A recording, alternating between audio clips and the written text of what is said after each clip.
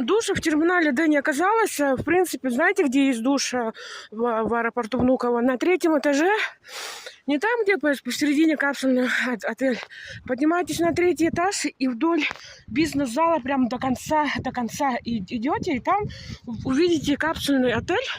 Там можно принять душ. И цены в капсулах дешевле. И там намного уютнее, чем прям в центре. Вы в центре аэропорта, получается, будете спать. Капсула там стоит вроде 350 в час.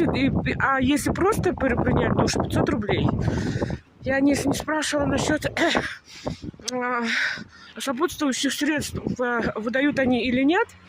А также, если вы располагаете временем, вот аэропорт Внуково, вон он, да, вообще идете, дорогие.